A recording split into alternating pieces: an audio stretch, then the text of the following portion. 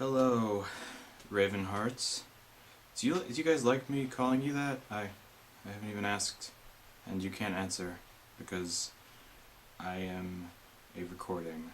So in a couple days, I go back to the familiar locale of Westchester, back to school. And speaking of school and literature, this video is actually a book review, as you could probably see by the title. The book I'm going to review today is a book that I had to read for school about a year ago.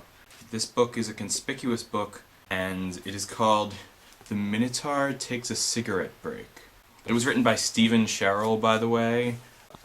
Contrary to how absurd the title and the illustration on the front make this out to be, this was an excellent book. I had to read it for my conventions of reading and writing class, which is like a genre literature theory study class. This book was assigned in order for us to see how good writing with a solid tone, I guess, can break the conventions of genre. It reads a lot like realistic fiction. The main character just happens to be a guy with a bullhead. There are instances in the book where the Minotaur has memories of his immortal life in the labyrinth and whatever, because this is the very same Minotaur, theoretically. Due to circumstances, he finds himself living in modern-day America, and I forget where. It's been like a year since I read this, so I forget where exactly, but I think it was down south. Yeah, the back says he finds himself in the American South, so I forget what state. But he works as a line cook at, ironically, a steakhouse, and it so happens that the Minotaur falls out of his ferocious monster of the labyrinth persona and finds himself becoming a socially awkward misfit in our culture who has to have a job and has to pay rent to live in like a shoddy trailer park.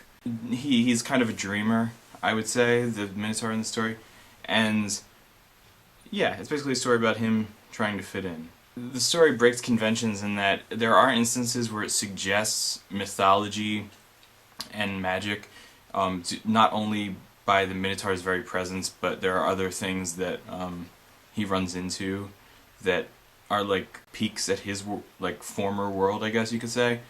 But the story as a whole could have been rewritten with just about an awkward line cook, and the circumstances that the relationships he has are put him in. But the fact that he's a Minotaur throws certain variables into the equation. Like, he has to get into a car and watch out for his horns so they don't tear the roof apart or whatever. He has a big head, obviously. He's like split in the middle, half bull, half human, and just all those things, and he can't speak. That's a big, well, he can speak. He can't speak well, because he has like the vocal system of a bull, but he has the like brain of a sentient being, I guess, and so he struggles to form words, and so due to that, he's very quiet most of the time. And basically, like I said, it deals with his relationships with a lot of characters, work-related mostly.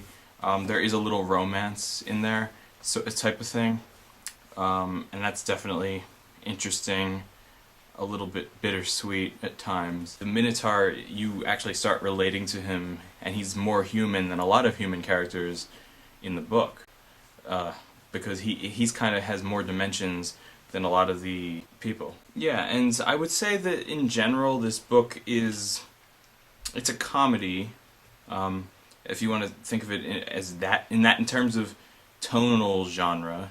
It's like parody, it's almost like a parody realistic fiction type of thing or parody fantasy.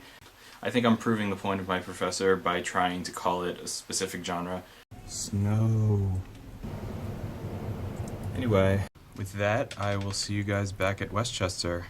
Have a warm, not too cold, but epic day. Or night. Because it's night.